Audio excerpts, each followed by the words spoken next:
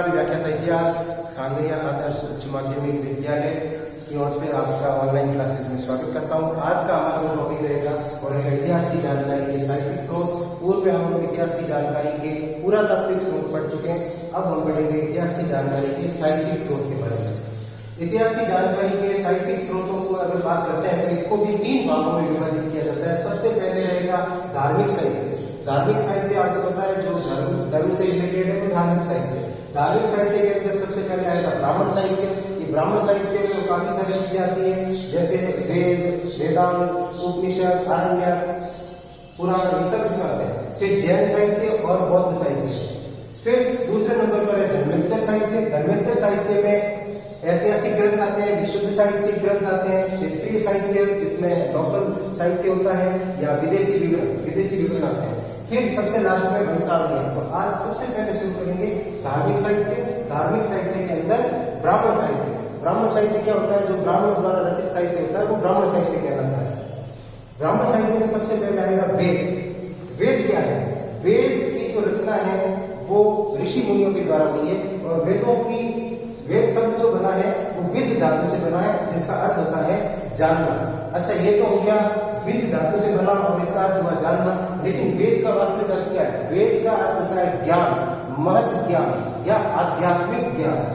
वेदों की संख्या की अगर बात करें तो वेदों की संख्या 4 होती है। सबसे पहले ऋग्वेद, फिर यजुर्वेद। यजुर्वेद के 2 भाग होते हैं, शुक्ल यजुर्वेद और कृष्ण यजुर्वेद। फिर सामवेद और अथर्ववेद। अब अगर बात करें ऋग्वेद, तो ऋग्वेद में क्या है? ऋचाएं हैं। ऋचा बोलते हैं मंत्र को, तो ऋचाओं का संग्रह यानी मंत्रों का संग्रह है। फिर बात करें यजुर्वेद की, तो यजुर्वेद के अंदर क्या है? यज्ञानुष्ठान। यज्ञानुष्ठान जो होते हैं, यज्ञानुष्ठान के लिए विनियोग वाक्य है। फिर उसके बाद में सामवेद। सामवेद के अंदर देवताओं की स्तुतियां आती है और जो मंत्र है उसको संगीतबद्ध किया गया है, ये सामवेद है। यानी स्तुतियों को गीत की तरह से बोला जाता है। यज्ञों के अवसर पर गाए जाने वाले गीतों का इसमें संग्रह है। अथर्ववेद सबसे अंत में है। इसमें जो है तंत्र मंत्र ये सब इसकी शिक्षा मिलती है। वेद एवं उनके उपवेद की बात कर रहे हैं। प्रत्येक वेद का उपवेद होता है और प्रत्येक उपवेद का प्रवर्तक ऋषि या प्रवर्तक है। सबसे पहले बात कर रहे हैं ऋग्वेद की। ऋग्वेद का उपवेद है आयुर्वेद। आयुर्वेद में चिकित्सा शास्त्र आता है। इसके प्रवर्तक जो है प्रजापति ब्रह्मा है। अब आयुर्वेद के 8 भाग होते हैं। वो कौन कौन से? शल्य, शालाक्य, काय चिकित्सा, भूत विद्या, कुमार वृत्ति, अंगद तंत्र, रसायन और वाजीकरण। फिर यजुर्वेद। यजुर्वेद का उपवेद है धनुर्वेद। धनुर्वेद का मतलब इसमें युद्ध कला आती है। इसके प्रवर्तक है विश्वामित्र। फिर है सामवेद। सामवेद का उपवेद है गंधर्ववेद। इसमें संगीत शास्त्र आता है, संगीत कला आती है। इसके प्रवर्तक है नारद। सबसे लास्ट में अथर्ववेद। अथर्ववेद का उपवेद है शिल्पवेद। शिल्पवेद में निर्माण कला आती है और इसके जो प्रवर्तक है वो है विश्वकर्मा। ये कितने वेद एवं संबंधित ब्राह्मण। प्रत्येक वेद के ब्राह्मण होते हैं। ब्राह्मण की बात करते हैं। सबसे पहले ये जो संबंधित ब्राह्मण है क्या? ब्राह्मण क्या है कि जो यज्ञानुष्ठान होते हैं, वेद वेदांत के जो यज्ञानुष्ठान होते हैं उसकी व्याख्या करते हैं। उसकी व्याख्या जिन ग्रंथों के अंदर होती है वो ब्राह्मण ग्रंथ कहलाते हैं। ये ब्रह्म विषय होते हैं। अब प्रत्येक वेद के संबंधित ब्राह्मण है, तो किस वेद के संबंधित ब्राह्मण और कौन से हैं? सबसे पहले बात करेंगे ऋग्वेद की। ऋग्वेद के संबंधित ब्राह्मण है ऐत्रेय ब्राह्मण, कौशिकी ब्राह्मण, सांख्यायन ब्राह्मण। शुक्ल यजुर्वेद जो पूर्व में बताया था, यजुर्वेद के 2 भाग है, शुक्ल यजुर्वेद और कृष्ण यजुर्वेद। तो उसमें शुक्ल यजुर्वेद का जो ब्राह्मण है वो है शतपथ ब्राह्मण। कृष्ण यजुर्वेद का जो ब्राह्मण है तैत्तिरीय ब्राह्मण। सामवेद के ब्राह्मण है पंचविश ब्राह्मण, षड्विश ब्राह्मण, सामविधान ब्राह्मण और जैमिनीय ब्राह्मण। फिर बात करते हैं अथर्ववेद की। अथर्ववेद का एक ब्राह्मण है गोपथ ब्राह्मण। अब आरण्यक की बात कर रहे हैं। वेद एवं संबंधित आरण्यक। सबसे पहले आरण्यक होता क्या है? आरण्यक भी ब्रह्म विषय है। इसमें इसके जो अभिष्ट विषय है वो है आत्मा, जीवन, मृत्यु। वैसे देखें तो ये ब्राह्मण ग्रंथों के ही अंग है। अब ये आरण्यक का मतलब क्या है? आरण्यक का मतलब क्या है? आरण्यक बना है अरण्य से। अरण्य का मतलब होता है वन। तो वनों में रहने वाले ऋषियों ने जिन ग्रंथों की रचना की वो आरण्यक कहलाए। किसके लिए की होगी? वनों में रहने वाले सन्यासियों के लिए। तो इसमें वनों में रहने वाले ऋषियों द्वारा वनों में रहने वाले सन्यासियों के लिए ग्रंथों की रचना की गई है। अब प्रत्येक वेद के अंदर आरण्यक होते हैं, लेकिन लास्ट वेद जो है अथर्ववेद, उसका कोई आरण्यक नहीं होगा। बाकी शुरू करते हैं ऋग्वेद। ऋग्वेद का आरण्यक है ऐत्रेय आरण्यक और कौशिकी आरण्यक। यजुर्वेद का आरण्यक है बृहदारण्यक, मैत्रायणी आरण्यक और तैत्तिरीय आरण्यक। सामवेद का है जैमिनीयोपनिषद या तवलकार आरण्यक और अथर्ववेद का कोई आरण्यक नहीं है। अब ऐसे अब बात कर रहे हैं उपनिषद की, वेद एवं संबंधित उपनिषद। सबसे पहले समझते हैं उपनिषद क्या होता है। उपनिषद भी रहस्यात्मक और सांसारिक बातें होती है इसमें क्या है, उपनिषद का सबसे पहले अर्थ ये होता है उपनिषद। पहले क्या व्यवस्था होती थी, गुरु और शिष्य जब अध्ययन करते थे तब शिष्य गुरु से निम्न आसन पर बैठते थे, गुरु थोड़े से उच्च आसन पर विराजित होता था, बैठता था और सीधे तौर पर जो है विद्यार्थियों को ज्ञान देता था। तो ये जो है उपनिषद, इसका जो वर्ण्य विषय है वो है सांसारिक विषय और रहस्यात्मक विषय।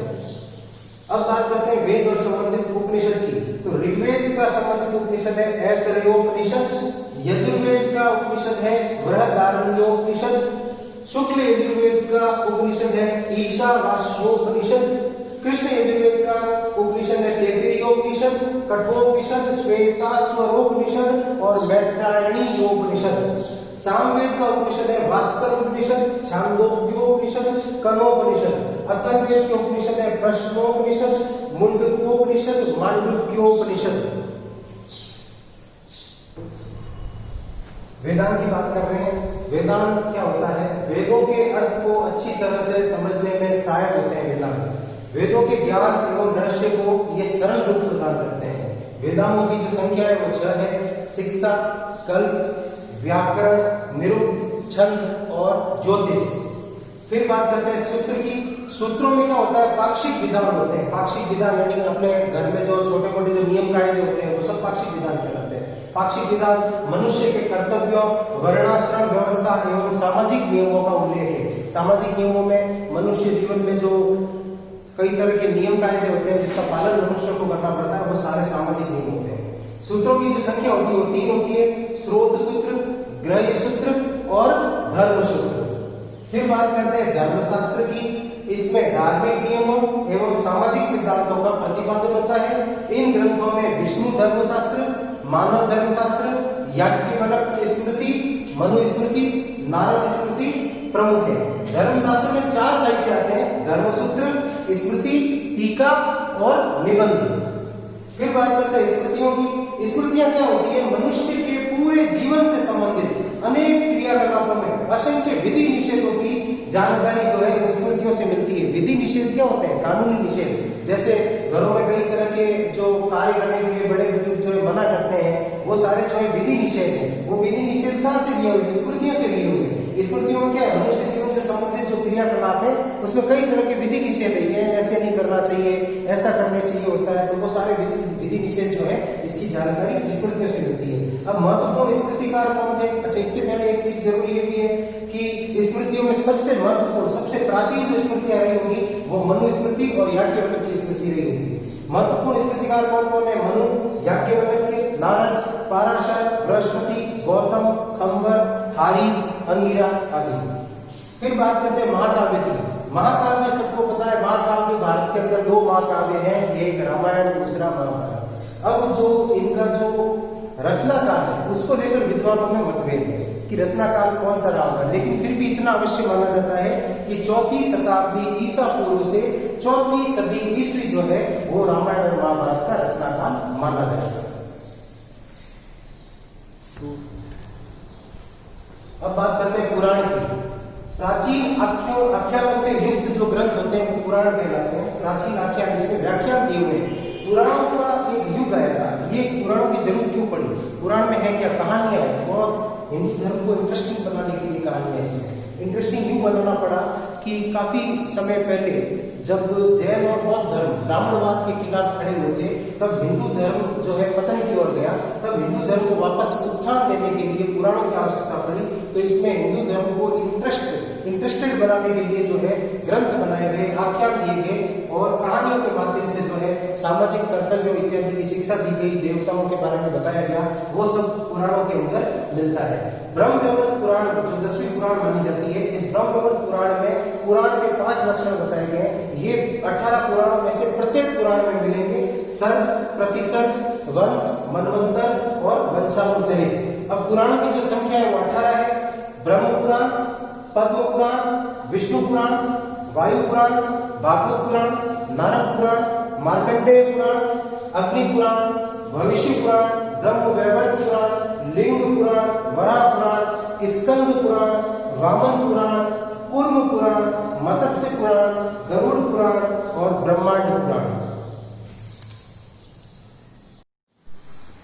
अब जैन साहित्य की बात करते हैं। जैन साहित्य में सबसे पहले आगम महत्वपूर्ण है। जैसे हिंदू धर्म में गीता महत्व रखती है, उसी तरीके से जैनों के लिए या जैन धर्म में आगम शास्त्र जो पुस्तक है वो गीता की तरह ही पवित्र मानी जाती है।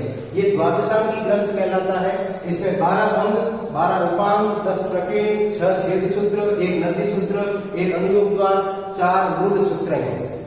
फिर अगर उदाहरण की बात करें, वैसे तो कई सारी किताबें लेकिन कुछ उदाहरण दिए हुए हैं। इसमें कथा कोश, परिशिष्ट पर्वन, भद्रबाहुचरित, कल्प सूत्र और भगवती सूत्र। फिर बात करते हैं बौद्ध साहित्य की। बौद्ध साहित्य में जो प्रमुख है वो है त्रिपिटक। त्रिपिटक का अर्थ होता है ज्ञान की 3 टोकरियां। इसमें त्रिपिटकों में शुद्ध पिटक, विनय पिटक और अभिधम पिटक आते हैं। फिर अगर उदाहरण की बात करें तो इसमें भी कई सारी पुस्तकें हैं, लेकिन उदाहरण के तौर पर दीपवंश, महावंश, मिलिंद फलो, ललित विस्तार, मंजूश्री मूलकल्प, बुद्ध चरित, सौंदरानंद। इसके बाद में धर्मेत्तर साहित्य। अब ये धार्मिक साहित्य पूरा हो गया, धर्मेत्तर साहित्य की बात कर रहे हैं। धर्मेत्तर साहित्य में ऐतिहासिक ग्रंथ आएगा। ऐतिहासिक ग्रंथ कौन से होते हैं? जिसमें विशिष्ट कालखंड या इतिहास विशेष, काल विशेष की बात होती है। जैसे कि उदाहरण के तौर पर अगर देखें तो चाणक्य की अर्थशास्त्र हो जाएगी। इसके अलावा देखें तो राजतरंगिणी इसका बहुत अच्छा उदाहरण है। विशुद्ध साहित्यिक ग्रंथ, ये साहित्य के लिए होता है, स्पेशली साहित्य को समर्पित होते हैं विशुद्ध साहित्यिक ग्रंथ। विदेशी विवरण, जो विदेशी यात्री किसी भी स्थान पर आना जाना करते हैं या फिर यात्रा करते हैं, उसमें अपना यात्रा विवरण देते हैं, यात्रा वृत्तांत देते हैं, लेखन करते हैं, वो विदेशी विवरण कहलाता है। भारत में अगर बात करें तो विदेशी विवरण जो है वो यूनानियों का मिलता है, तिब्बतियों का मिलता है और चीनी विवरण मिलता है। चीनी, यूनानी, तिब्बती, मोस्टली ये सारे जो विवरण हैं ये बौद्ध धर्म से रिलेटेड मिलते हैं अधिकतर। फिर अगर वंशावलियों की बात करें तो वंशावली बहुत जरूरी चीज है और इसमें क्या है, भारत में एक परंपरा थी जिसके तहत प्रत्येक परिवार अपनी वंशावली जो है उसका लेखन करवाता था।